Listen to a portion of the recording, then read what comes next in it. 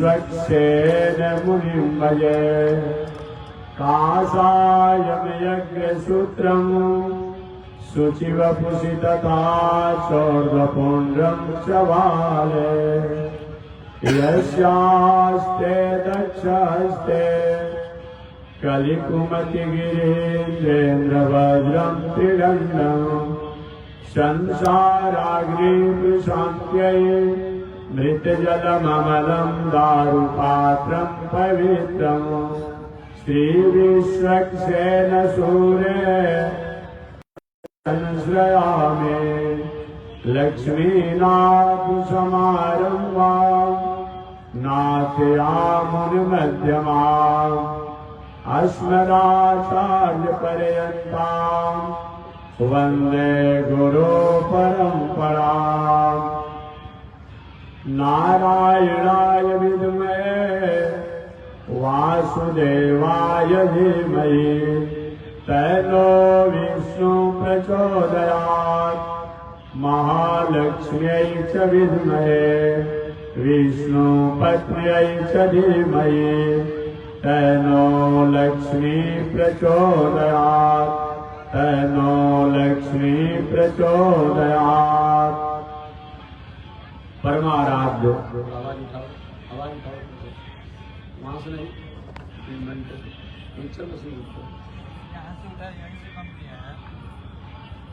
परमाराध्य श्री लक्ष्मी नारायण भगवान नित्य वंदनीय पूज्य गुरुदेव श्री त्रिदंडी स्वामी जी महाराज के जुगल चरणों में कोटि नमन।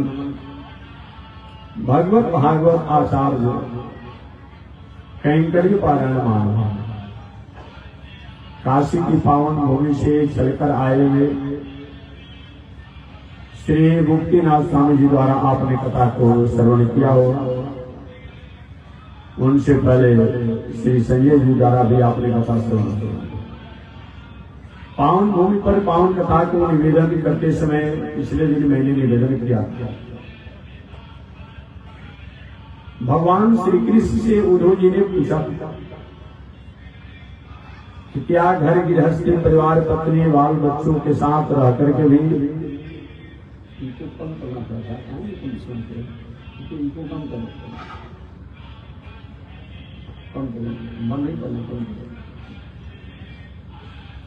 क्या घर गृहस्थी परिवार पत्नी बाल बच्चों के साथ रह करके भी अपना कल्याण किया जा सकता है। भगवान श्री कृष्ण का उद्धव घर गृहस्थी बंधन का कारण है।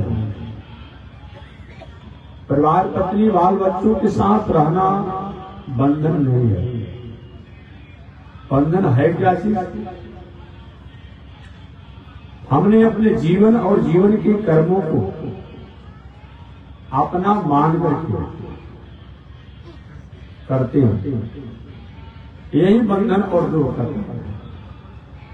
मन का हारे हार है, मन का जीते जीत, मन ही मिलावत राम से, मन ही करत भय। हमने मान लिया कि मेरा है, मैं हूं। हाँ, उसमें किसी प्रकार का तकलीफ होता है, परेशानियां होती है, घाटा लगता है, अपमान होता है, मन में उदासी हो जाती है। अगर रोग ही किसी के दुख का कारण हो, हॉस्पिटल में रोज आप रोगी को देखते हैं, आपका कोई वो नहीं आदमी, रास्ते में ले जाते समय एम्बुलेंस से बहुत से रोगी को आप देखते होंगे, कभी मन में दुख होता है नहीं, क्यों? मेरा नहीं। और उसी रास्ते से जाते समय एम्बुलेंस में कहीं आपने सुन लिया कि मेरा हित आता है, बहुत सीरियस है, मृत्यु हो जाएगी, कुछ मेरा है। मन का हार हार है, मन का जीते जीत, मन ही मिलावत राम से, मन ही करत भय। हमने जिसको अपना मान लिया वही हमारे बंधन और दुख का कारण है। जिसको हमने अपना नहीं माना, वह होते हुए भी इसमें मेरा दुख होता है, ना बंधन होता है। बंधन है क्या चीज? अपने आत्मा अपने दिल को करना तो है हमें। श्रीमद् भगवत गीता में भगवान श्री कृष्ण ने अर्जुन को यही उपदेश दिया, अर्जुन जब तक श्वास रहे तब तक कर्म का त्याग नहीं करना चाहिए। कर्म ही हमारे उज्जवल और प्रशस्त मार्गों का कारण है। कभी भी कर्म का त्याग नहीं करना चाहिए, और कर्म का त्याग करने पर भी कर्म का त्याग नहीं होता है।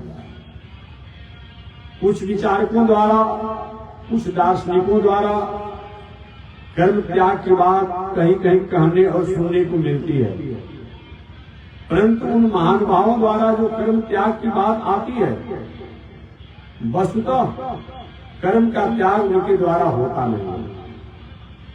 आप संध्या बंदन छोड़ दे रहे, ठीक है, पूजा पाठ छोड़कर सब ये सब झंझट है, ये पहला दूसरा की पढ़ाई है। पूजा करना, तीर्थ करना, व्रत करना, जग करना लोग आता है कुछ विचारक लोग, ये पहला दूसरा की पढ़ाई है। पहला क्लास और दूसरा क्लास में जो पढ़ाई होता है यही पढ़ाई है। ठीक है, कुछ समय के बाद लिए उनकी बातों को मैंने सुन लिया, माना तो नहीं, सुन लिया। तो क्या सही माने में पहला दूसरा क्लास की पढ़ाई में जो हम पढ़ते हैं उससे अलग कुछ चीज होता है क्या? पहला दूसरा क्लास की पढ़ाई में आपने क ख ग घ बताओ बाबू बताइए, आगे बैठना तो समझ बताइए। क ख पढ़ते हैं, ABCD पढ़ा जाता है, अ पढ़ा जाता है, इससे अलग कुछ होता है क्या? आप MA की पढ़ाई पढ़ेंगे तभी क अक्षर आता ही है, वाक्य के रूप में रहता है, शब्द के रूप में रहता है, श्लोक के रूप में रहता है, उपन्यास के रूप में रहेगा। एक क का तो शब्द रहेगा है। ABCD को अलग किताब से अलग कर दिया जाए अंग्रेजी में, तो किताब में क्या बचेगा? कुछ बचेगा। ABCD का तो संग्रह हो, वाक्य हो जाता है, शब्द हो जाता है, और क्या होता है? और आपको हटा दिया जाए तो बचता क्या है? हम कभी भी पहला दूसरा क्लास के पढ़ाई से अलग हो ही नहीं सकते। ठीक है, कुछ महानुभावों द्वारा कहा जाता है ध्यान करने की बात, चिंतन करने की बात। ध्यान चिंतन में आखिर किया क्या जाता है ये बता दिया। आप मंदिर में तो कहने का नहीं करेंगे, ऐसे भी आप बैठ करके ध्यान करते हैं तो जिनके द्वारा आप सीखते हैं, इस साधकों द्वारा कहते हैं कि आंखों को बंद कीजिए, नासिका के अग्रभाग को देखिए और एक ज्योति को ध्यान कीजिए, एक दीप को ध्यान कीजिए, एक प्रकाश को ध्यान कीजिए। ज्योति को ध्यान कैसे कर पाएगा? ज्योति में तो कार्य होता है, आप आकार मानते नहीं है। वहां भी तो आप किसी एक आकार को ध्यान करने की बात करते हैं, प्रकाश के ध्यान करने की बात करते हैं, बिंदु की ध्यान करने की बात करते हैं। वो कठिन काम है, कठिन काम है। हमेशा मैं निवेदन करते आ रहा हूं, करते रहता हूं, काश भूत भावन शंकर जी द्वारा ध्यान की प्रक्रिया को सती जी समझ गई होती तो राम के विरही रूप को देखकर उनको भ्रम नहीं होता। सती जी ने भूत भावन शंकर जी के ध्यान की जो प्रक्रिया जो थी उसको समझने में विफल रही, अक्षम रही, असहज रही। परिणाम क्या हुआ? प्रत्यक्ष उन ब्रह्म राम को देखने के बाद भी सती जी को भ्रम हो गया। यही हो, तो कर्म से कोई अलग दुनिया में नहीं है। आप मंदिर नहीं बना रहे, ठीक है, मंदिर नहीं बना सब बस की बात नहीं। बहुत से विचारक कहते रहते मंदिर तो नहीं बनाते, एक अपने रहने का आश्रम तो बनाते हैं। किसी भक्त से कहते भाई हमारे लिए कोई आश्रम बना दे, डेंटिंग पेंटिंग कर दीजिए। आप अपना आश्रम बनाते तो क्या वो कर्म नहीं है? अपने लिए आप रहने के लिए बनवा लिए, वो कर्म नहीं है। आप कहीं मंदिर बना दिएगा, मूर्ति स्थापना कर दिएगा तो अपने आप कर्म हो गया। कौन कर्म से अलग है? कोई अलग नहीं। अपने रहने के लिए, आप खाने के लिए अपने भक्तों से कह सके भाई हमको फलाहार की व्यवस्था कर दीजिए, आगे हमने कहा कि भगवान को भोग लगा दिए तो कर्म हो गया। आप अपने लिए मांगते हैं ना, आगे भगवान को भोग लगा दीजिए। अभी तो कुछ विचारकों द्वारा रोज विवाद चल रहा, हमारा विषय नहीं है, लोगों की अपनी अपनी विचारधाराएं हैं कि कभी मूर्ति पर, कभी देवी पर, कभी देवता पर, उनकी भावनाएं भाई वो आप नहीं मानते, अच्छी बात है, नहीं मानते, न तो मानते, दुनिया पहले से लोग नहीं मानते थे। चार वाक सोशलिस्ट, कम्युनिस्ट, लेनिन, मार्क्सवाद, ये सब नहीं मानता पहले से है, आज भी नहीं मानता है। लेकिन ये कहाँ बताया गया कि जो मान रहा है उसकी भावना को आप ठेस पहुंचाइए, ऐसा तो नहीं बताया गया है। आप नहीं मानते, ठीक है, आपकी विचारधारा है, आपके सेंटिमेंटल है, आप नहीं मानते, नहीं मानेंगे। लेकिन जो मान रहा है उसकी भावनाओं को आपको ठुकराने का, अनादर करने का, उसकी भावनाओं को उदास करने का शायद ऐसा आपको अधिकार नहीं प्राप्त है। और उसमें भी हमारा भारत में तो है धर्मनिरपेक्ष है। धर्मनिरपेक्ष का मतलब ठीक है आप नहीं मानते हैं, लेकिन जो मानता है उसकी भावना को उदास करना, असहज करना, ये भी हमारी व्यक्तित्व नहीं बनता है, हमारा स्वरूप नहीं बनता है, हमारी मर्यादा नहीं बनती है, हमारी नैतिकता नहीं बनती है। आप नहीं मानते, कोई बात नहीं। बहुत से ऐसे विचारक हैं पहले भी नहीं मानते थे, कौन बड़ी बात है। लेकिन ये इस तरह से दुराग्रह करके समाज के लोगों की भावनाओं को उथल पुथल करना, ये शायद उनकी नैतिकता, उनकी मर्यादा के अनुरूप नहीं है। कोई भी महानुभाव हो, मैं निवेदन करना चाहूंगा, इस दुनिया में ऐसा कोई व्यक्ति नहीं है जो, हमेशा मैं कहता हूं, मंदिर से, मूर्ति से, पूजा से, पाठ से कहीं अलग अलग। आप रामकृष्ण को नहीं मानते हैं, लेकिन अपने जिस समाज की आप सेवा करते हैं उन समाज सेवी नेताओं की मूर्ति तो आप मान लेते हैं। झंडा पर उनका फोटो लगाया गया है, डंडा पर उनका फोटो लगाया गया है, पताका पर लगाया गया है, गमछी पर लगाया गया है, वहां तो आप मान लेते हैं। आप नहीं मानते, किसी को मत मानिए, तब न कहा जाएगा आप नहीं मानते हैं। वहां वो पेंट वाला आकार आपके समाज सेवी नेताओं का वो मूर्ति हो सकता है, यहाँ पर मंदिर में बैठाया कि मूर्ति नहीं होता है। कौन इससे अलग है? कोई अलग नहीं। ठीक है, आप और नहीं मानते, लेकिन प्रतीक मानते हैं ना। आप जिस समाज की सेवा करते हैं उनके प्रतीक को अपने झंडा पर लगाते हैं, अपने गमछी पर लगाते हैं, अपने कुर्ता पर लगाते हैं, अपने बैनर पर लगाते हैं, अपने पोस्टर पर लगाते हैं, अपने कागज पर लगाते हैं। अब कोई व्यक्ति परसों मानता है तो कौन आपत्ति बात है? कोई भी इससे अलग है ही नहीं। हमेशा मैं कहता हूँ 8 प्रकार की मूर्ति बताई गई है, उन 8 प्रकार की मूर्ति में किसी न किसी मूर्ति को कोई न कोई व्यक्ति मानता ही है, इससे कोई अलग नहीं है। ये दुनिया को भर में भले कोई डाल दिया जाए तो कोई इससे अलग नहीं है। 8 प्रकार की मूर्ति बताई गई है शास्त्र में। उसमें सबसे प्रथम बताया गया है शैली, शीला। जो व्यक्ति अपने घर में, द्वार में, दलान में, मकान में पत्थर का उपयोग करता है वो सब मूर्ति से संबंध है। तो ऐसा है, सब चाहता है खपड़ा का मकान है तो कहीं कम से कम ढलैया हो जाओ। तो आप छत बनाए तो गिट्टी का प्रयोग लिया ना आपने, यानी उससे पैसा रुपया टाइल्स लगाते हैं, मार्बल लगाते हैं, कहाँ उसे लगा। अगर आपने शिला का भी उपयोग किया अपने जीवन में, या आपने मूर्ति तो मान ही लिया, समाज को भरमाने के लिए आपने कह दिया। 8 प्रकार की मूर्ति बताई गई है। शैली, शिला, शैली दारूमयी, दारू काष्ठ कहा जाता है, लकड़ी कहा जाता है। जो व्यक्ति अपने घर में काष्ठ का प्रयोग करता है, चाहे पलंग के रूप में, केवाड़ी के रूप में, अलमारी के रूप में, खिड़की के रूप में, जैसे भी लकड़ी का उपयोग करता है वो ही व्यक्ति भगवान की पूजा कर ही लिया, मूर्ति मान ही लिया। शैली दारूमयी, लेप्या, और कुछ नहीं करते तो हमारा घर द्वार साफ सुथरा रहना चाहिए, डेंटिंग पेंटिंग होना चाहिए, और ऐसा भी अपने घर द्वार को साफ सुथरा रखते हैं तभी आपने भगवान को मान ही लिया। स्वच्छता ईश्वर का प्रतीक है, आप पढ़ते भी है, स्वच्छता ईश्वर का प्रतीक है। केवल ईश्वर माने रामे कृष्ण थोड़े होता है, अब बामन नरसिंह थोड़े होता है, और नारायण थोड़े होता है। स्वच्छ रहना और घर द्वार को स्वच्छ रखना ये भी ईश्वर का ही स्वरूप है, ईश्वर की पूजा ही है, मूर्ति की पूजा है। ईश्वर कोई कौन है?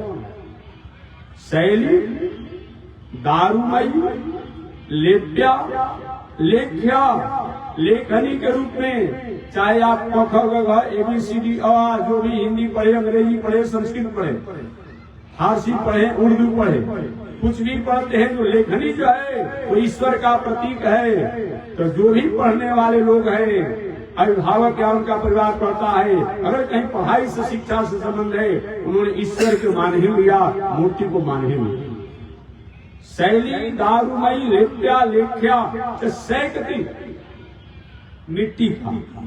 अगर आप खेती करते हैं, घर द्वार दलान मकान जो कुछ भी करना है, मिट्टी से संबंध है।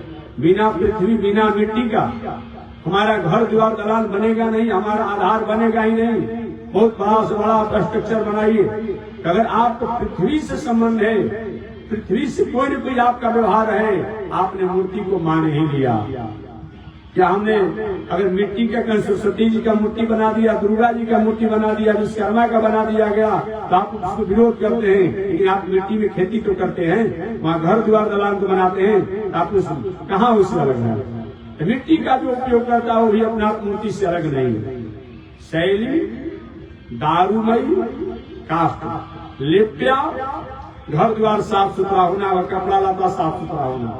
शैली दारुमयी लेप्या लेख्या, लेखनी के रूप में जो है लेप्या लेख्या तो सैकती, मिट्टी का। मनोमयी, मानसिक, मन में अगर आप कोई चिंतन करते हैं, ध्यान करते हैं, तो बताया गया है उसके द्वारा भी परमात्मा को ध्यान माना जाता है। मणिमयी, और मणि का भी बताया गया, मणि का भी उपयोग अगर आप करते हैं अपने शरीर में, अपने व्यवहार में, तभी आपने मूर्ति को मान लिया। मनोमयी, मणिमयी, और एक कागज इत्यादि की मूर्ति, जो फोटो इत्यादि जो होता है, ये 8 प्रकार की मूर्तियों से कोई अलग कहाँ है? जहाँ कहा जाए इस्लाम दर्शन की बात, वो भी अपना उत्सव महोत्सव में महोत्सव निकालते हैं, सबसे ऊंचा तजिया निकालते हैं, वो भी तो कागज का प्रयोग करते हैं, वो भी एक आकार बनाते हैं, वो कहाँ उसका होता है? गुरु गोविंद सिंह, गुरु नानक जी की बात किया जाए, ये लोग भी मानते हैं अपने प्रतीकों को। इस्लाम दर्शन तो कुछ ठीक है, मूर्ति आकार आपने नहीं माना, एक चबूतरा बनाते हैं ना, इस पर अपने जिस उत्सव महोत्सव बिना वहां पर उत्सव महोत्सव बनाते हैं, वो भी तो आकार हो गया। हमारे यहाँ प्राचीन परंपरा में पहले हनुमान जी का और काली दुर्गा जी का मूर्ति अब नया प्रचलन हो गया है, पिंड बनाया जाता था। या तो मिट्टी का पिंड होता था, या तो पत्थर का, सीमेंट बालू का पिंड बना दिया जाता था। आज प्रचलन हो गया, वो भी शास्त्र से मूर्ति ही है, कोई अलग कहाँ रह गया। इस्लाम दर्शन की बात मैंने बताया, ईसाई दर्शन की बात करेंगे, ठीक है। और कुछ आप नहीं मानते हैं, ईसा साहब जी का तो आप प्लस का चिन्ह मानते हैं ना, तो प्लस का चिन्ह भी तो आकार हो गया, वो आकार नहीं है। या ईसा साहब को आप फोटो कहीं अपने कारक को भी एक आकार हो गया, उनको आप मानेंगे, इसको नहीं मानेंगे। कोई भी दुनिया में प्रमाण के साथ नहीं कह सकता है। और चलिए मैं कम्युनिस्ट की बात करूंगा, सोशलिस्ट की बात करूंगा, चारवाक की बात करूंगा, लेनिन की बात करूंगा, ये लोग भी ठीक है, आप और मंदिर नहीं मानते हो, लेकिन आपके कोई समाज सेवी आदमी है, उनके चौक चौराहे पर आप मूर्ति बैठाते हैं कि नहीं बैठाते हैं? इसलिए बैठाते हैं, क्या इनके द्वारा समाज के लिए कभी न कभी उपकार किया गया है, समाज का कल्याण किया गया है? अगर आपके विचारकों द्वारा, आपके समाज सेवियों द्वारा अगर कोई चौराहे पर मूर्ति बैठाया गया, पूछने पर कहते हैं कि इनके द्वारा समाज का कोई उपकार किया गया है, तो ये रामकृष्ण या काली दुर्गा जो है, इनके द्वारा भी जगत का कभी न कभी उपकार हुआ है। और इनके उपकारों को याद करके और हम मूर्ति और मंदिर बना देते हैं, कौन सी आपत्ति की बात है? कोई आपत्ति की बात नहीं है। आज आधुनिक दार्शनिक, कानून में सहयोग करने वाले अंबेडकर जी ने सहयोग किया, उनकी उपकार को याद करके आज जगह जगह पर अपने आप समाज सेवियों द्वारा और भी लोगों द्वारा उनका मूर्ति बनाया जा रहा है। क्यों बनाया जा रहा है? क्यों बनाया जा रहा है? उनके परिवार के लोगों का नहीं बनाया जा रहा है, उनका बनाया जा रहा है। इसीलिए बनाया जा रहा है उनके द्वारा, जिससे हमारा देश स्वतंत्र हुआ, उसने जहां तक उनकी अपनी पहुंच थी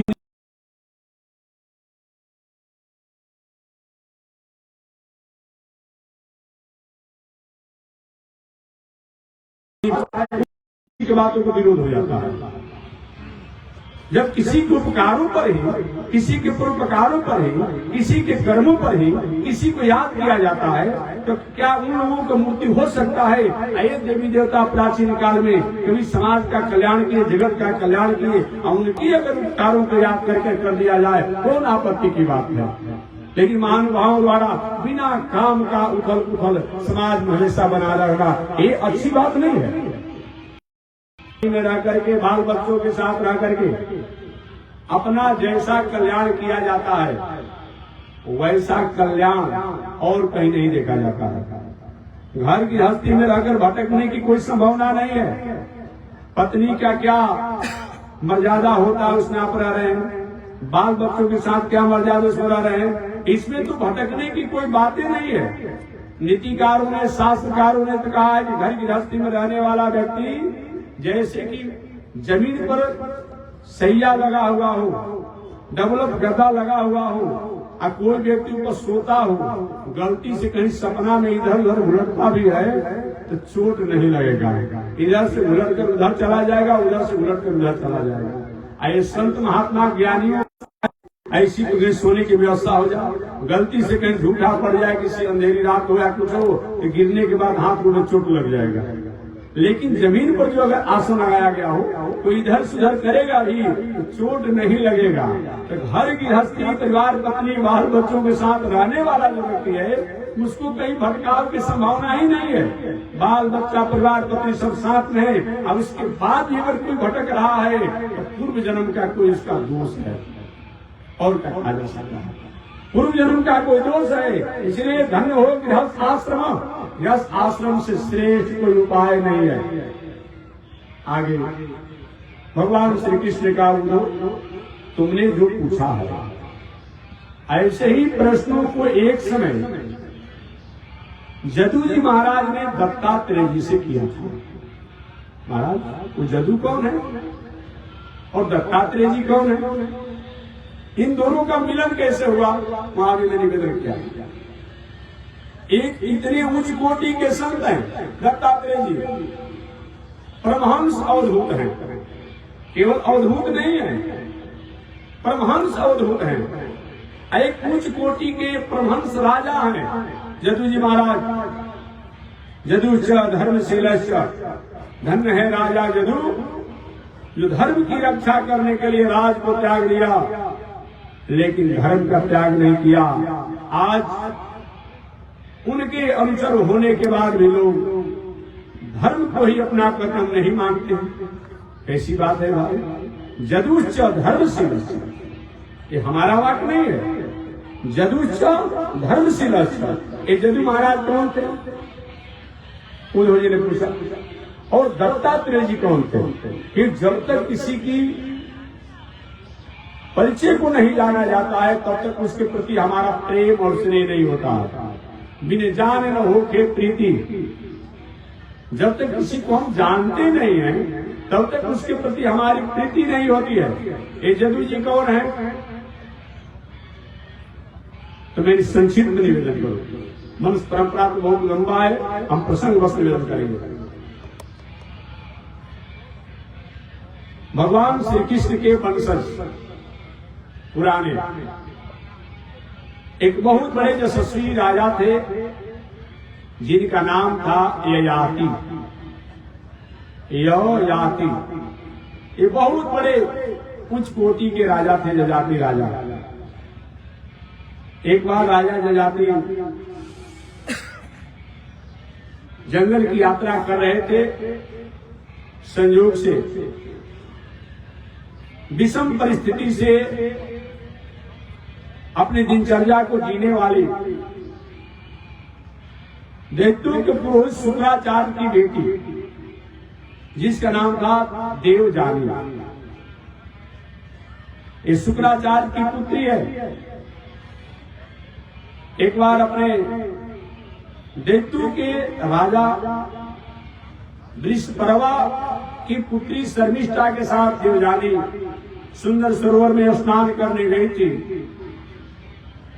कुछ और वस्त्र अभाव होकर के, नग्न होकर के स्नान करे थी सरोवर में। अचानक जोरों से आंधी तूफान आया, एक दूसरे का वस्त्र आपस में मिल गया, इधर उधर बिखर गया।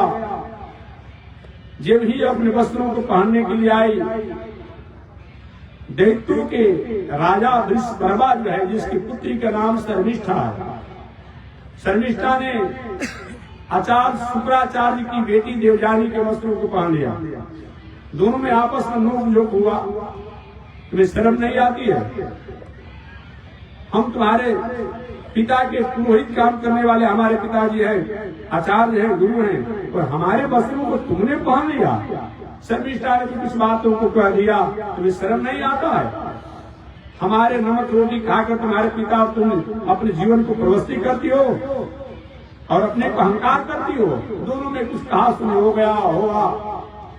शर्मिष्ठा से देवजानी अपने वस्त्रों को छीनना था। शर्मिष्ठा और उसकी सहेलियों ने के बगल में कुआं था, जल का तो अभाव था, उसी कुआं में देवजानी को निर्वस्त्र नंगे अवस्था में धकेल दिया।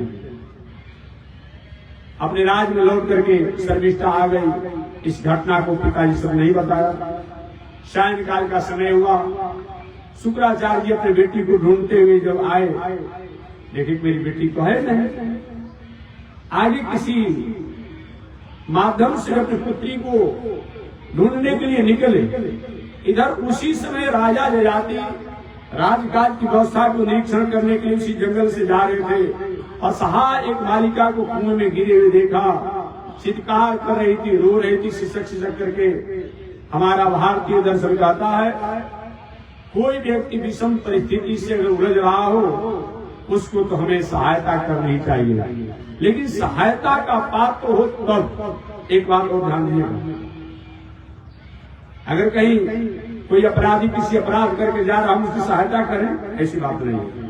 अगर सहायता का सही में मानक समझा जाता हो, परोपकार का मानक अगर लागू होता हो, तो परोपकार और सहायता और दया करनी ही चाहिए।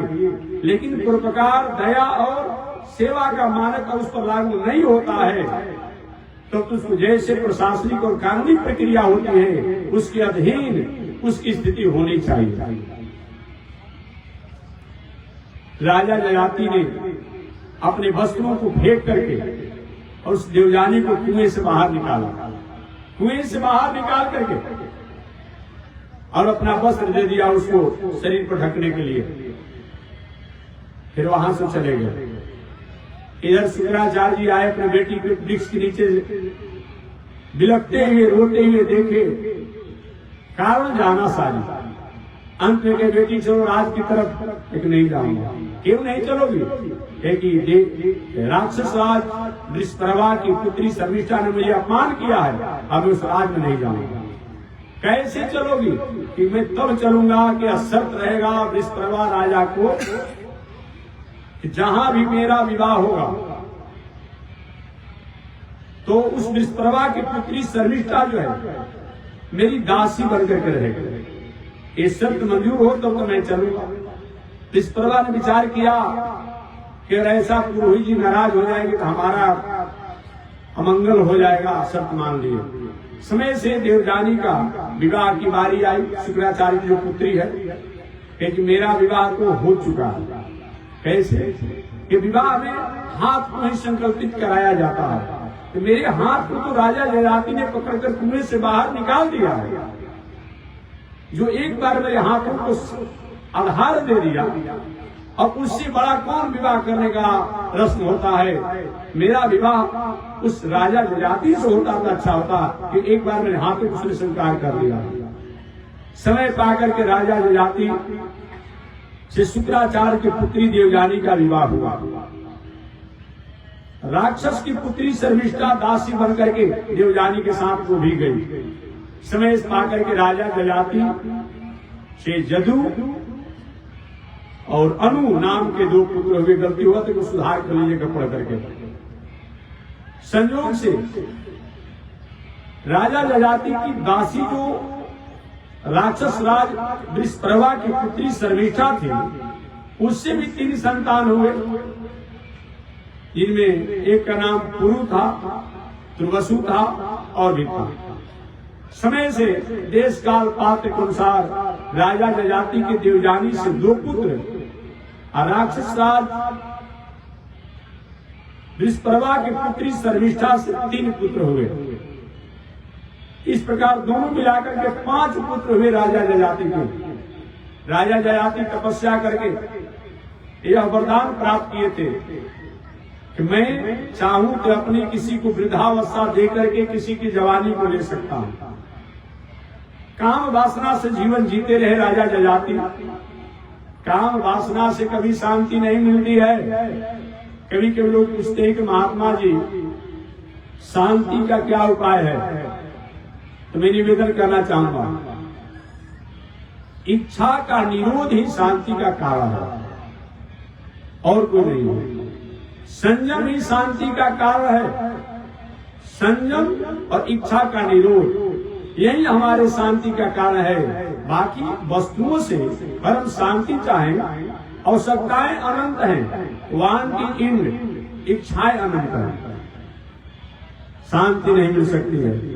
अग्नि की ज्वाला में आप लकड़ी या तृण को डालते रहिए और अग्नि की ज्वाला को माने के शांत हो जाए, संभव नहीं है। अग्नि की ज्वाला को शांत करना है, लकड़ी डालना बंद कर दीजिए, ज्वाला शांत हो जाएगी। यही उपाय है। तो हमारी चाहनाएं, हमारी वांग, हमारी इच्छा जो है, इस पर संयम होना यही शांति का कारण है। कुछ लोग महाराज जी कुछ लोग आते रहते हैं, महाराज बहुत बड़ा टेंशन है, डिप्रेशन है। हमने कहा टेंशन, डिप्रेशन और टेंशन का कोई दूसरा कारण हो ही नहीं सकता है। एक ही कारण है, हम अपनी औकात से अधिक कोई कामना करते हैं, वो हमारे अनुकूल नहीं होता है, उस पर सोचते हैं, इसीलिए टेंशन होता है, इसीलिए डिप्रेशन होता है, इसलिए अटेंशन होता है। बेटा को पढ़ा लिखा कर बड़ा आदमी आपने बनाया, सोचे थे कि पढ़ा लिखा देंगे बेटा को, उससे बड़ा आदमी बन जाएगा तो हमको भी अपने साथ में रखेगा। अब बेटा तो आगे मान ही नहीं रहा है। अब रात दिन सोचते क्या हो गया, क्या करे, कहाँ ऐसा करता है, अटेंशन हो गया, डिप्रेशन हो गया, अटेंशन हो गया। माने हम अपनी अनुमान, अपनी इच्छा, अपनी चाहना कि प्रतिकूल अगर व्यवहार होता है हमारे साथ और इस पर हम बार बार जब सोचते हैं तो हमारे जीवन में डिप्रेशन हो जाता है, टेंशन हो जाता है, अटेंशन हो जाता है। आपने विचार कि इस साल हम खेती से अपने आप में लाखों रुपया आमदनी करेंगे और कहीं संयोग से 50,000 रुपया, और शुद्ध ऐसा क्यों हो गया? और उसी सोच में टेंशन, डिप्रेशन हो जाता है, अटेंशन हो जाता है। हमारी अरमान, हमारी वांग, हमारी इच्छाएं हमारी औकातों से कुछ अधिक होकर के जब सोचने लगती है, हमारी सीमा से अधिक होकर जब सोचने लगती है और वो अनुकूल नहीं होता है, वही हमारे टेंशन, डिप्रेशन, अटेंशन का कारण और कोई कारण नहीं। मैं निवेदन करना चाह रहा था कि राजा जजाति की अवस्था ढलती चली गई, लेकिन उनकी चाहना और बढ़ती चली गई। 5 पुत्र होने के बाद भी विषय भोग की भावना नहीं उनकी बंद हुई। एक दिन अपने 5 पुत्रों को बुलाए, एक पुत्रों मेरी इच्छा है, मैंने ऐसा वरदान प्राप्त किया है तपस्या साधना करके, दान पुण्य करके, कि अपनी जवानी को दे करके दूसरे, अपनी वृद्धावस्था को दे करके दूसरे को जवानी ले सकता हूँ। ये आज ही की विद्या नहीं है। आज ही किसी का किडनी है, किसी का लीवर है, किसी का आंख दे करके अगला बदली हो जा रहा है। पहले जैसे विद्या चलती थी कि मैं अपनी वृद्धावस्था देकर जवानी को ले सकता हूँ, और ऐसा काम जो मेरा पुत्र करेगा उसको मैं राजगद्दी पर बैठाऊंगा प्रधान, और शेष पुत्रों को क्षेत्र का बनाऊंगा। कौन तैयार है? सबसे पहले पूछा गया जदू जी से, बेटा क्या तुम तैयार हो? जदू जी के पिताजी मेरी जवानी को लेकर के आप पूजा पाठ, तपस्या, योग, साधना करिए, सहज में अपनी जवानी दे करके और आपकी वृद्धावस्था को ले सकता हूँ, लेकिन मेरी जवानी को लेकर के और मेरी माता के साथ आप भोग वासना में जीवन बिताएंगे तो मैं अपनी जवानी देने के लिए तैयार नहीं हूँ, चाहे हमें राज मिले या नहीं। और भी शेष पुत्रों ने राजा जजाति की यही बात कहा, दोहरा दिया जदू की बातों को। लेकिन एक पुत्र जो थे जिनका नाम था पुरु, उन्होंने कहा कि नहीं, पिता की आज्ञा तो पिता की आज्ञा होता है, मैं अपनी जवानी को लेकर के और पिता की वृद्धावस्था को ले लूंगा। वही राजा पुरु ने जजाति की जवानी, जजाति की वृद्धावस्था को लेकर के और अपनी जवानी को दी। इसलिए धर्मात्मा होने के बाद भी बहुत दिनों तक राजा जजाति अपने पुत्र की जवानी लेकर के भोग वासना में रहे। लेकिन एक दिन मन में बैराग आया, और बैराग क्या आया, उन्होंने एक घटना देखा। राजा जजाति ने घटनाएं देखा, एक सूखी कुआं थी और कुएं में एक बकरी गिरी हुई थी। एक बकरा जो है, उस बकरी के पास पहुंचने के लिए उन अपने सींगों से, अपने पैरों से, अपने मुखों से मिट्टी को कूड़ते कूड़ते कूड़ते एकदम नीचे की तरफ उस वहां कुएं की अपने आप जहां पर बकरी गिरी थी वहां तक पहुंच गया। राजा जजाति को उस घटना को अपने भी याद आया। अच्छा आदमी जो होता है छोटी बातों को भी ज्ञान को प्राप्त कर लेता है। अच्छा ये बताइए, इतने आप महानुभाव बैठे हुए हैं, किनकी पत्नी जी डांट फटकार नहीं लगाई होगी? प्राय थोड़ा सा नोक झोंक होते ही होगा, ऐसी बात नहीं होगी। प्राय होता हो, किसी की पत्नी होगी कि सुबह सुबह जगने के बाद गोड़ ला करके या चरण धोती होगी। अब तो ठंडा का समय चल रहा है ना, एक बार प्रणाम करके और आरती उतार दो। कितने को होता होगा तो पता होगा आप लोग को, माताओं को पता हो कितने पति को अपने आप में आरती करते होंगे। ये हमारा विषय नहीं है, बात सुन लीजिएगा, हमारा विषय नहीं है। कितनी माताएं होकर अपने पति को देवता मानती होंगी। नाराज मत होइएगा आप लोग, मैं शास्त्र की बात करता हूँ। अगर नहीं अच्छा लगा हमारी बात हमको लौटा दीजिएगा, हमारे को नाराज मत होइएगा। कितनी माताएं हैं? नहीं है। जरूर कुछ न कुछ फटकार सुनना पड़ता होगा, या तो बेटा से, या तो भाई से, या तो पत्नी से, या तो परिवार से। लेकिन एक आदमी को बैराग होता है।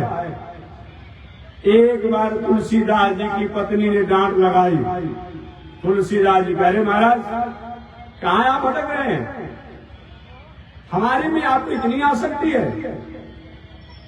एक पंच तत्वों से बना हुआ हमारा शरीर, आपका शरीर, चाम, मांस, हड्डी, मज्जा, खून, पीप, इसमें कुछ है काम लायक है? और तो पशुओं के, पंछियों के कुछ अंग काम में भी आ जाते हैं। हम और आपका ऐसा चाम है कि कोई कामों में नहीं आएगा। पशुओं के चाम से तो कम से कम ढोलक और नगाड़ा मढ़ भी लिए जाते हैं, और हम लोग का चाम काम में आता है। जे भी आत्मा बाहर निकलती है होता है एकदम इसमें से कोई काम लायक नहीं रहता है, काम लायक नहीं रहता है। तो मैं निवेदन करना चाहता हूँ उन तुलसीदास जी के पत्नी के, महाराज चाम, मांस, हड्डी, मज्जा, ऐसा कहीं हाथी का दांत कहीं घर में रखा जाए तो लक्ष्मी की प्रसन्नता होती है।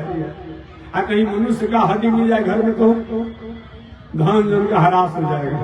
हड्डी भी काम लायक नहीं है। बाल कहीं घर में मिल जाए तभी घर में अशांति और रोग हो जाता है। घर में अगर पुरुष का बाल कहीं मिल जाए तो घर में अशांति होती है, रोग बढ़ जाता है। घर में कहीं मनुष्य का हड्डी मिल जाए, रोग अशांति हो जाती है। हमारा आपका तो कोई काम का चीज नहीं है, न हड्डी काम का चीज है, न मांस काम का चीज है, न चाम काम का चीज है, और जीवों के तो कुछ काम में आ भी जाता है। वहीं तुलसीदास जी के पत्नी का अधिकार है। ऐसे नश्वर शरीर पर आप महाराज इतना सुने किए हुए हैं, और तुलसीदास जी हमेशा के लिए बैरागी बन गए। कितने लोग बैरागी बनते हैं? रोज सुबह सुबह डांट फटकार होता होगा, आज झाड़ झूठ के शाम को ठीक ठाक हो जाते होंगे। अरे तो होते रहते हैं, पता है कहाँ बैराग होता है। इसीलिए मैं निवेदन करना चाहता हूँ, राजा जजाति ने घटना देखा, और घटना देखने के बाद उनके मन में हुआ, ये बकरी और बकरी की कथा नहीं है, इनकी घटना नहीं है। मैं भी तो ऐसा ही किया हूँ। मैं जंगल में गया था प्रजा के निरीक्षण में, और मैंने देखा कि देवजानी कुएं में गिरी हुई है, और इसको मैंने निकाला।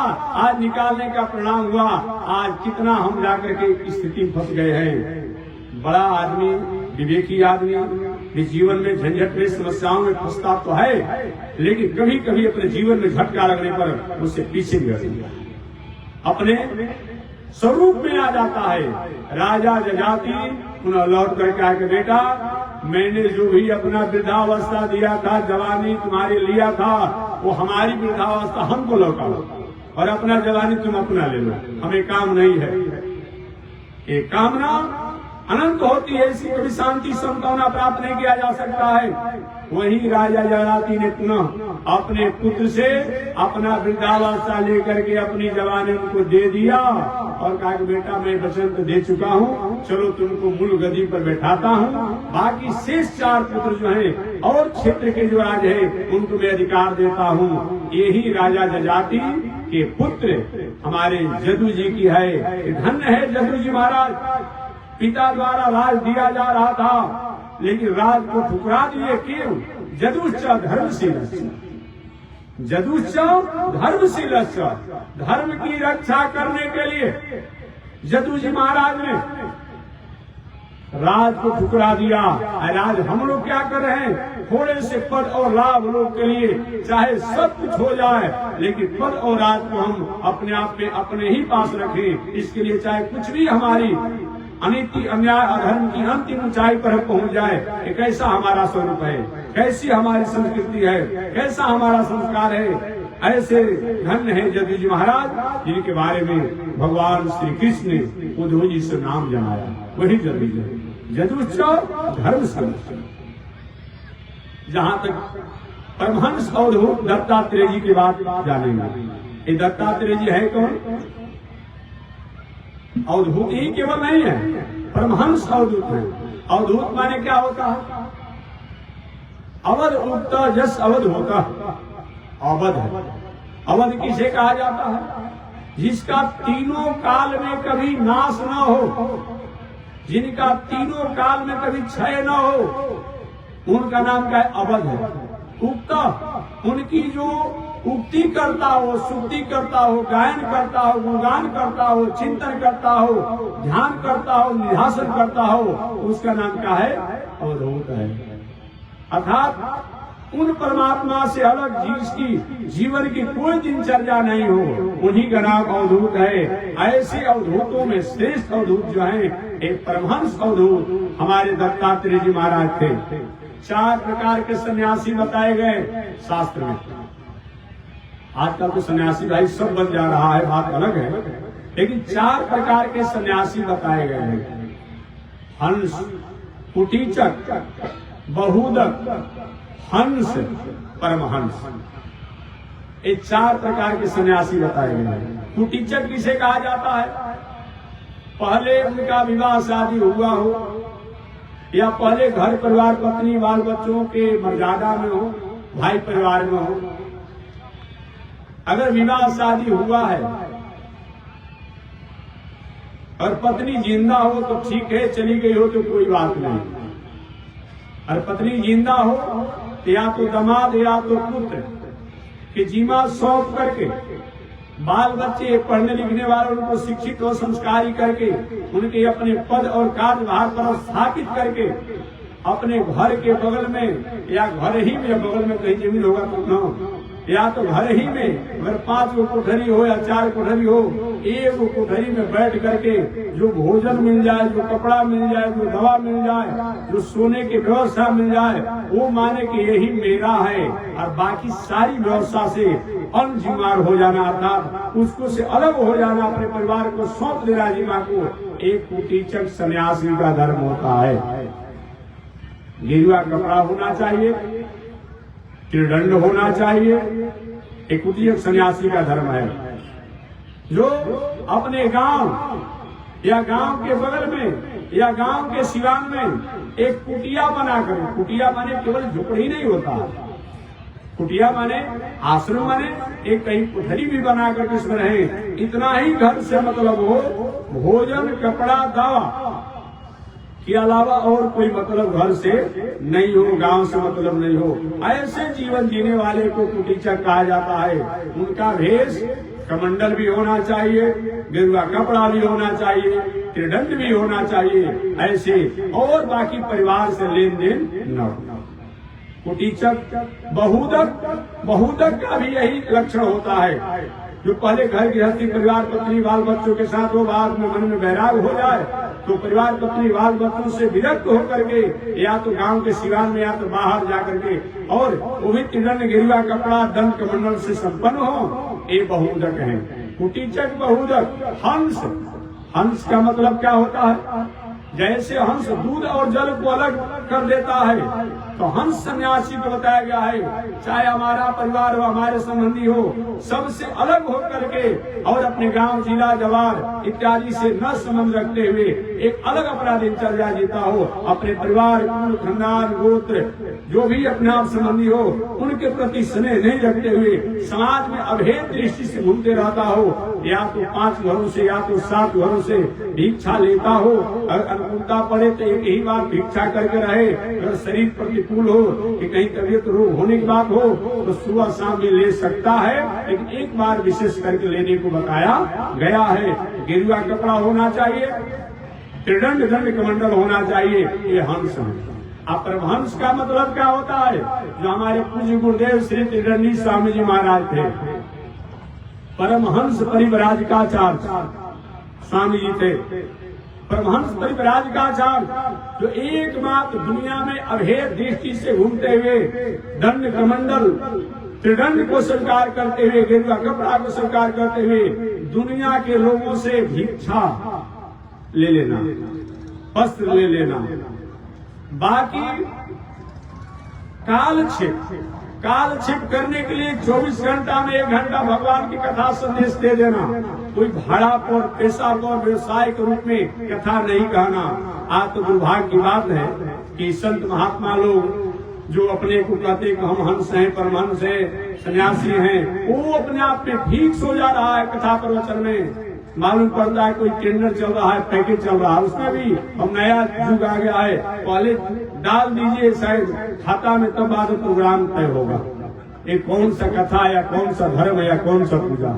अरे भाई जो जिसकी श्रद्धा हुई 150 रुपया, कोई भी व्यक्ति के द्वार पर कोई अतिथि जाता है वो मान सम्मान कम करता है, नहीं कम नहीं करता है, उसकी नहीं भी औकात होती है, लेकिन चाहता है कि हमारे द्वार पर कोई संत महात्मा ज्ञानी विद्वान आया है, उनका सत्कार और सम्मान करे। लेकिन पैकेज जो तय कर दिया गया है और जो पहले डलवा दीजिए सब दे दीजिए तो हम करेंगे, ये तो भाई अच्छा नहीं है।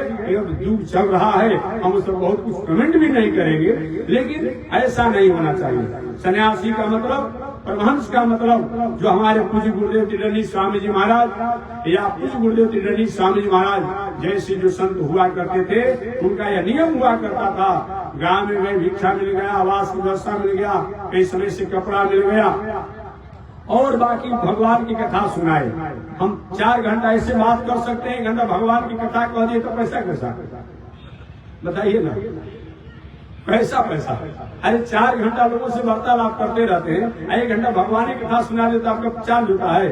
ठीक है, इसको दे देगा, लेकिन इसके लिए पैकेज चल रहा है, टेंडर चल रहा है, नहीं, ऐसा होना या तो शास्त्र को आप असहज कर रहे हैं, या तो संस्कृति को असहज कर रहे हैं, या तो अपने को असहज परिचय दे रहे हैं, ये बताया गया है। तो परमहंस वो सबसे श्रेष्ठ बताया गया है परमहंस।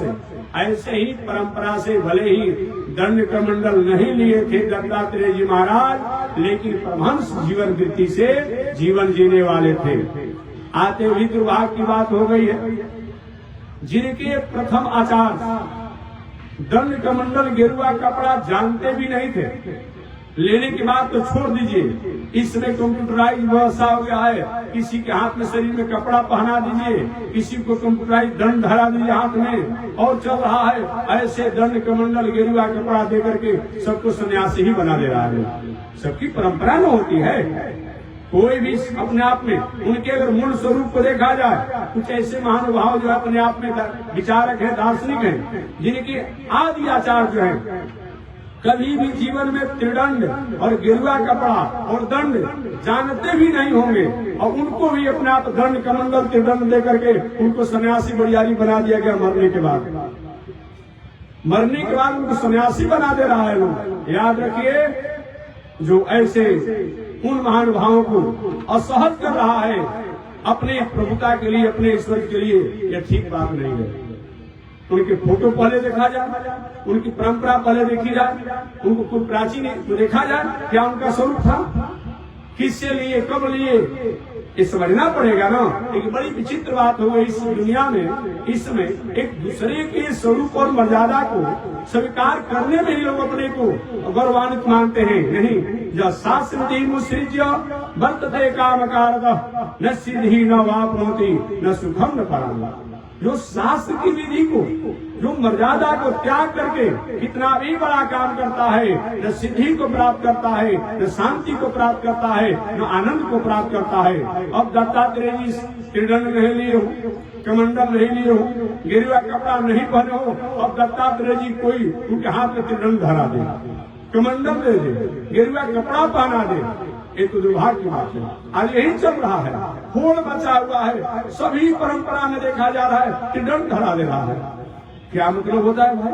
त्रिदंड की एक मानक होती है, त्रिदंड की एक आर्टिकल होता है, त्रिदंड का एक लेने का एक उसकी अपने आप निर्णय होता है, उसके अनुसार ही त्रिदंड लेने की बात है। और वो महापुरुष शुरू में जो लिया ही नहीं उसी को त्रिदंड दे रहा है।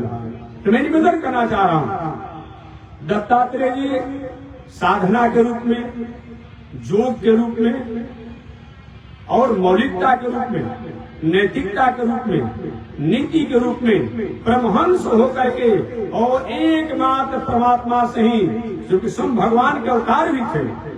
दत्तात्रेय जी महाराज की कथा बता दूंगा, भगवान के अवतार भी थे, लेकिन फिर भी वे सत्य में, आनंद में और भगवान श्रीमन नारायण में रत रहे। दिव्य चक्षुरागतम तद्विप्रासो विपन्वयो जाग्रवान सस्मिंदते विष्णोर्यत् परमं पदम पर्याप्तानंतराय सर्वयस्तनोतिरातम मूर्तम हरभवति सर्वस्यात्तै सर्वस्यैतै सर्वमेव तनातनोति। ऐसे ये दत्तात्रेय महाराज रात पूर्ण परमात्मा को चिंतन ध्यान करते थे, जिनको ध्यान चिंतन करने से वही वो दुनिया के अपने आप नियामक भी है, नियंता भी है। यही दुनिया के अपने आप में जो सृजनकार है, उन भगवान श्री नारायण को दत्तात्रेय जी ध्यान और चिंतन करते थे। ये कौन है आपने जाना होगा। मैं 1 मिनट में इनके कुल परिचय दूंगा। इस समय के अनुसार 5 बजे कथा बंद करना है, ठंडा का समय है, आपको घर पहुंचाना है। तो दत्तात्रेय जी है कौन? हमारी भारत की माताओं को, भारत की नारियों को ये अधिकार है, चाहे वो ब्रह्मा ही क्यों न हो, चाहे विष्णु ही क्यों न हो, चाहे शंकर जी क्यों न हो, अगर हमारी माताएं अगर मर्यादा से रहती है, अपनी मौलिकता में रहती है, अपनी नीति में रहती है, अपनी नैतिकता में रहती है, तो देवताओं को भी अपना बेटा बना लेती है। ये आप में नहीं है, ये माताओं की बहुत बड़ी कृपा है। उस जमाने की एक बहुत बड़ी नारी थी जिसका नाम था अनुसुईया। क्या नाम था? अनुसुईया। जिसमें भगवान श्री राम सीता जी लक्ष्मण जी के साथ चित्रकूट में घूम रहे थे। अत्रि ऋषि भगवान श्री राम और लक्ष्मण को आत्मोपदेश दे रहे थे। भगवान श्री राम ने कहा, अनुसुईया के पद कहूं सीते, ए सीते, अनुसुईया द्वारा आप आत्म कल्याण की उपदेश को स्वीकार करो। ऐसी अनुसुईया माता है। अनुसुईया किसे कहा जाता है? अनुसुईया, सुईया माने पौधा जिसके गुण में दोष देखने वाला, अनुसुईया माने जो दोष में भी गुण देखे, जो दोष में भी गुण को अनुसंधान करने वाली थी, उसका नाम क्या है? अनुसुईया है। ऐसी अनुसुईया माता अत्रि ऋषि की पत्नी है। तपस्या साधना अत्रि ऋषि अनुसुईया द्वारा प्रसन्न होकर के ब्रह्मा विष्णु महेश तीनों ने कहा कि परम को ही वरदान मांगो। अत्रि और अनुसुईया ने वरदान मांगा, महाराज आप तीनों देवता हमारे बेटा बन जाइए। ब्रह्मा विष्णु का ऐसा तो किसी ने वरदान नहीं मांगा। किसी ने ब्रह्मा को पुत्र रूप में मांगा, किसी ने विष्णु को मांगा, किसी ने शंकर को मांगा, और तुमने तो तीनों को वरदान मांग लिया। ठीक है, चलो हम तुम्हारे तीनों पुत्र बनेंगे। एक बार नारद जी ने इन त्रिदेवों की भावनाओं को साकार करने के लिए, सफल करने के लिए, मंगल करने के लिए ब्रह्मा जी के यहाँ चले गए। ब्रह्मा जी ने पूछा नारद जी कहाँ से घूमते फिरते आ रहे हैं? नारद जी कहे कि संत महात्मा रमता जोगी बहता पानी, हम तो घूमते ही रहते। कहाँ से आ रहे हो? घूमते रहते। लेकिन कुछ दिन पहले मैं गया था पृथ्वी पर, एक पति परायणा नारी थी जिसका नाम था अनसुईया। उसके पति परायणा इतनी है कि त्रैलोक में उसके सामने कोई नहीं है और 14 भुवन में कोई नहीं है। ब्रह्माणी ने कहा क्या हमसे बड़ी है क्या? नारद कहे माता जी तुम्हारे उसमें उसी तरह का अंतर है जैसे छाया और प्रत्यक्ष में अंतर होता है। छाया किसी को जानते हो? अप्रत्यक्ष। तो माता जी आप छाया है, अनसुईया प्रत्यक्ष है। अब तो ब्रह्माणी थोड़ी सी नाराज हुई करे। ब्रह्मा बाबा कहते थे कि हमारे समान कोई पतिव्रता नारी नहीं, ये नारद क्या कह दिया? आगे नारद चले गए शंकर जी के पास, वहां पार्वती जी को प्रणाम किए। पार्वती ने भी वही प्रश्न दोहरा दिया, बेटा कहाँ से आ रहे हो? नारद जी ने भी वही बातों को समझा दिया। हम घूमने फिरने वाले संत हैं, लेकिन इसमें एक नारी को मैं देखकर हैरान हो गया। वो कौन नारी है? उसका नाम है अनसुईया। इतनी पति परायणा है, ऐसा कहीं देखने में नहीं आता है। पार्वती ने कहा हमसे बड़ी है क्या? नारी माता जी आप में उसमें वैसा ही अंतर है जैसे कोई फोटो और प्रत्यक्ष में अंतर होता है। फोटो होता है, प्रत्यक्ष होता है।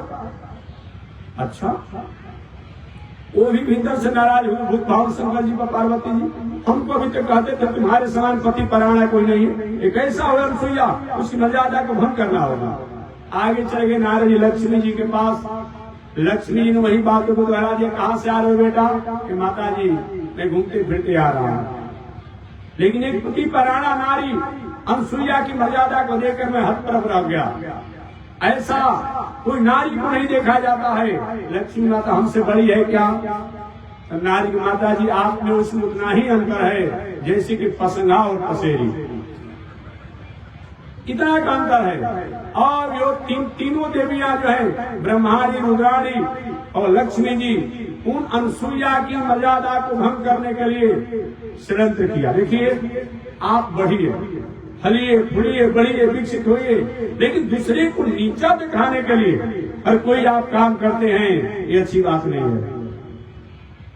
प्रजापति दक्ष यह करते अच्छी बात है, लेकिन शंकर जी को अपमान करने के लिए, शंकर जी को नीचा दिखाने के लिए उनसे मैं बड़ा हो गया, उनसे मैं आदरणीय हो गया, ये मान करके प्रजापति दक्ष द्वारा जो जग किया गया, तो जग का परिणाम क्या हुआ ये आप जानते हो। आप पढ़ लेकर के बड़े हो जाइए, लेकिन अपने पड़ोसी को, अपने मित्र को, अपने सहपाठी को, अपने संबंधी को आप नीचा दिखाने के लिए चाहे धन से, बल से, पद से, प्रतिष्ठा से कभी व्यवहार मत कीजिए, अन्यथा अच्छा नहीं होगा। त्रिदेवियां अपने अपने पति को बुलाई महाराज, वैकुंठ लोक, ब्रह्मलोक और सीलोक तो चलते रहेगा, लेकिन उस अनसुईया की मर्यादा को भंग कीजिए, अन्यथा मैं मानूंगा कि हमसे आप स्नेह नहीं करते हैं। और किसी की बात मानिए न मानिए, लेकिन पत्नी की बात तो मानना ही पड़ता है। पत्नी की बात मानना ही पड़ता है। तीनों देवता लोग एक बटुक ब्रह्मचारी का वेश बना करके अनसुईया के आश्रम पर गए। भिक्षाम देही, ऐसा हिम्मत नहीं पड़ा कि देवता लोक में चल जाए, देव रूप में चले जाए। एक ब्रह्मचारी बन करके गए, एक भिक्षा लेना चाहते हैं, अवधूत ब्रह्मचारी बन करके। अनसुईया माता भिक्षा लेकर के आई, लेकिन नहीं ऐसे में भिक्षा नहीं लूंगा, हमारा नियम है कि हम वस्त्राभाव में निर्वस्त्र होकर के, नग्न होकर के जब भिक्षा दोगी तब मैं लूंगा। अनसुईया माता ने कहा ऐसा तो साधु होता नहीं है। आज की बात अलग है कि बेचारे साधु महात्मा वेश बना करके जो दास दासी नहीं रखते हैं, उनको होता है नहीं कि हम बहुत स्टेटस वाले साधु हैं। ऐसा साधु कोई होगा कहीं जिला जवार क्षेत्र में, वो काल नेम जी में राम लगा हो, याद रखिएगा। ऐसा मत मानिएगा, ऐसा करते हैं तो गलती आप करते हैं। कभी आपका परिवार में कहीं भटकाव आ सकता है, इसको हंसी न लिया जाए, क्रिटिकल लिया जाए। रोज आप पत्रिकाओं द्वारा पढ़ते हैं, ठीक है, संत महात्मा आदर के पात्र हैं, आने पर उनको प्रणाम कीजिए, गोड़ लागिए, भोजन खिला दीजिए, 100, 200, 500 जो आपको देना हो दे दीजिए, कपाल आता दे दीजिए, 2-4 रखिए। कि जो ऐसा करता हो वह साधु नहीं हो सकता है, वो संत नहीं हो सकता है, वो सन्यासी नहीं हो सकता है, वो कहीं न कहीं इस देश में कहीं असहजता और संस्कृति, नैतिकता, मौलिकता को कहीं कलंकित करने का वह झंडा ले रखा है। इसलिए इस पर विचार होना चाहिए। तो मैं निवेदन करना चाह रहा था, अनुसुईया माता ने ऐसा तो कुछ संत महात्मा होता नहीं है, ऐसा सब, लेकिन भी तो साधारण नारी है, ध्यान किया, चिंतन, अरे ये तो अवधूत नहीं है, ये तो ब्रह्मा विष्णु महेश जो पूरे दुनिया को नियामक नियंता का काम करते हैं, ये मेरे और मेरे पति की परीक्षा देने के लिए आए हैं। माता अनुसुईया ने अपने हाथों में जल लिया। समझिए माताओं कितनी बड़ी ताकत होती है। अपने हाथ में जल लिया और जल लेने के बाद अगर मैंने अपने पति के अलावा दुनिया में किसी भी पुरुष के मैंने एक आदर तो करना चाहिए। हमारे घर में माताएं जो है, ससुर हो, भसुर हो, देवर हो, जो कुछ भी हो, बच्चा करो, सबको समान करो, लेकिन समर्पण जो होना चाहिए ये पति के प्रति होनी चाहिए। पतिव्रता नारी का मतलब ये नहीं होता है कि पति जी को तुम जय पति देवा, जय पति देवा आरती करोगी और ससुर जी को अपने आप झाड़ लेकर दौड़ोगी मारने के लिए, ऐसा थोड़ी व्यवस्था होता है। ये पतिव्रता नारी का मतलब नहीं होता है। 3 हाथ का घूंघट काढ़ लिया, घूंघट में से गाड़ी सुना रही हो, आओ तो तुम अपने आप में झाड़ू से मुंह पुछ देते हो, यही मतलब होता है। झाड़ू मुंह को डालने के लिए है, जमीन बांधने के लिए है। ऐसा कहीं होता होगा तो माताएं सही में अपने को तुम समझने में कमजोरी कर रही हो, ऐसा नहीं होना चाहिए। पतिव्रता का मतलब कि पति को तो आदर दे, लेकिन पति से संबंधित जितने लोग हो उस बात समझ लीजिए, चाहे ससुर हो, भसुर हो, देवर हो, जो भी हो, इनसे संबंधित संबंध रखने वाले, उनके प्रति भी हमारी आदर की भावना होनी चाहिए। इसी का नाम क्या है? पतिव्रता। इसी का नाम पतिव्रता है। माता अनुसुईया समझ गई है तो ब्रह्मा विष्णु महेश है, मेरी परीक्षा लेने के लिए आए हैं। अपने हाथ में जल लेकर छींटा मारा और तीनों ब्रह्मा विष्णु महेश 6 महीना के बालक बन गए और पलने में डुला दिया, लेटा दिया तीनों को अलग अलग। अत्रि ऋषि आए के देवी जी ये बालक मेरे आंगन में पलने में झूल रहे हैं, कौन है? महाराज आप ही को तो बेटा है। अत्रि ऋषि को हमको पता नहीं कि हमारे घर में लड़का होने वाले हैं, कहाँ से आ गए? अरे हमको पता तो होना चाहिए। ध्यान करे तो ब्रह्मा विष्णु महेश है। ये अनुसुईया की अपने आप में तपस्या साधना से यहाँ पर आए हुए हैं, प्रसन्न हैं। समय से वे लोग पलने में झूल रहे हैं, झूल रहे हैं तीनों लोग। इधर नारद जी महाराज ने भी उन त्रिदेवियों को अपने आप अब आगे क्या करती हैं।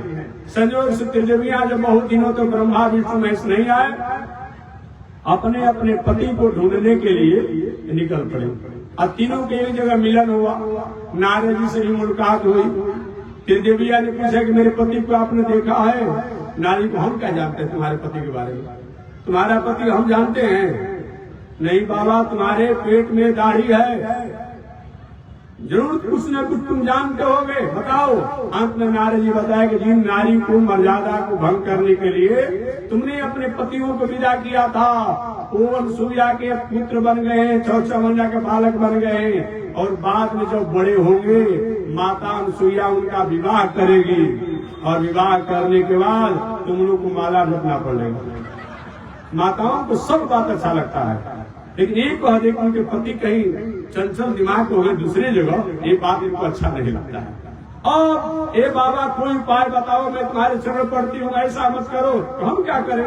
जाओ वहाँ पर। वही त्रिदेवी आई अनुसुईया के आश्रम पर, और आने के बाद दासी आपका सेविका बनना चाहती है। ठीक है बेटी, लोग आश्रम पर।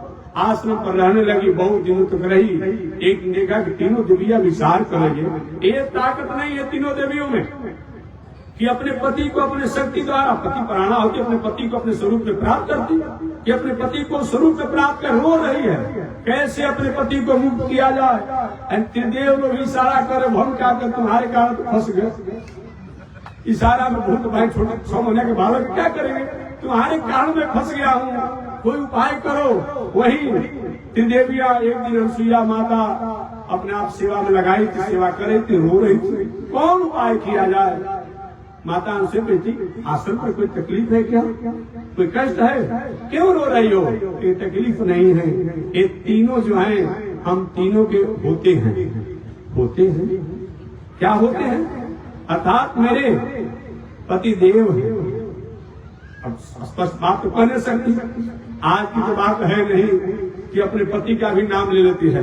नहीं, याद रखो माताओं, अपने पति का नाम साधारण भाषा में नहीं लेना चाहिए। आत्म नामम गुरु नामम नाति कृपण, अपना नाम, अपने पति का नाम, गुरु का नाम, कृपण व्यक्ति का नाम समान भाषा में नहीं लेना चाहिए। पूजा पाठ आग्रही हो तब तो लेना चाहिए, ये नहीं कि अपने संतोष इधर आओ वो भी हाथ जोड़ करा जा रहा है।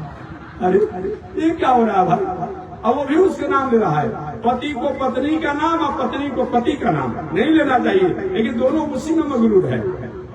वो सोचता कि हमारी पत्नी हमारा नाम ले रही है और वो मानता कि हम अपने पत्नी का नाम तो, ऐसा नहीं होना चाहिए। पहले के जमाने में हमारी माताएं बूढ़ी हो जाती थी, याद रखिएगा, हमारी माताएं बूढ़ी हो जाती थी, लेकिन समाज के सामने कभी अपने पति से वार्तालाप नहीं होता था। समाज के सामने कहीं अपने पलकों को उठा करके कहीं देखती तक नहीं थी। आज क्या हो रहा है, ये हमारा विषय नहीं है, इस पर विचार करना होगा। अगर नहीं विचार होगा, रोज कानून बनते रहेंगे, लेकिन उस कानून से बहुत कुछ ऐसा होना चाहिए वो समाज का समझ में नहीं हो पाएगा। मर्यादा होना चाहिए। इस राष्ट्र, इस समाज और इस जगत में, जिस व्यक्ति में अगर नैतिकता नहीं हो, मर्यादा नहीं हो, संस्कार नहीं हो, संस्कृति नहीं हो, चाहे सब कुछ रहने के बाद भी जीवन में शांति और समन्वय की प्राप्ति नहीं होती है। अतः राष्ट्र में, समाज में, परिवार में शांति के लिए, समन्वय के लिए हमें मर्यादा और नैतिकता को होनी ही चाहिए। अब तीनों देवियां ने कहा मेरे पति है, ठीक है मेरे पति को ले लो। अब अपने अपने पति को पहचानने गई, रुद्राणी ब्रह्मा जी का हाथ पकड़ लिया और ब्रह्माणी जो है शंकर जी का हाथ पकड़ लिया। किसी ने अपने पति को पहचाना तक नहीं। संयोग से नारद जी पुनः आगे वापस, ये देवी जी पता चल गया, जब तुम अपने पति को नहीं पहचान पा रही हो, कैसा पतिव्रता नारी हो। उस समय माता अनुसुईया ने अपने हाथों में जल लेकर पुनः छींटा मारा और कहा मैंने अपने पति की मर्यादा का पालन किया है। तो तीनों देव जो है एक रूप में अपने स्वरूप में हो जाए, ब्रह्मा विष्णु महेश के रूप में हो जाए, एक रूप में ये हमारे पुत्र हो जाए। वही ब्रह्मा विष्णु महेश ये तो एक रूप में हो ही गए और एक रूप में वही ब्रह्मा जो है सोम बन गए और शंकर जी दुर्वासा जी बन गए और भगवान विष्णु जो है दत्तात्रेय बन गए। इस प्रकार से शंकर जी दुर्वासा बन गए, ब्रह्मा जी सोम बन गए और विष्णु भगवान दत्तात्रेय बन गए। वही दत्तात्रेय जी महाराज हैं। इन दत्तात्रेय और जदु के संवाद को भगवान श्री कृष्ण ने उद्धव जी के सामने सुनाया। शेष चर्चा कल मैं करूंगा कि दत्तात्रेय और जदु जी का क्या संवाद हुआ, अगले दिन कथा होगी। आज इसी के साथ वाणी विराम। श्रीमन्नारायण लक्ष्मी नारायण, श्रीमन्नारायण लक्ष्मी श्रीमन्नारायण नारायण नारायण, श्रीमन्नारायण नारायण नारायण। बोलिए श्री लक्ष्मी नारायण भगवान की हरि ओम। शांति शांति शांति। बोलिए स्वामी जी महाराज की जय।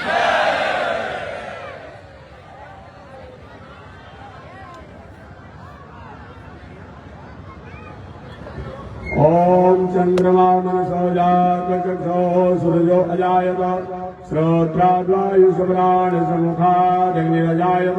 श्रीश्रुते लक्ष्मी सुभद्र्यावहोरात्रे आर्षे नक्षत्राणि रूपमस्मिनो व्यातम्, ईशे निगाणो मयि गाण सर्वलोकं मयि घाण। लक्ष्मी नारायण भगवान की जय, स्वामी जी महाराज की जय। हरि ओम। शांति शांति शांति।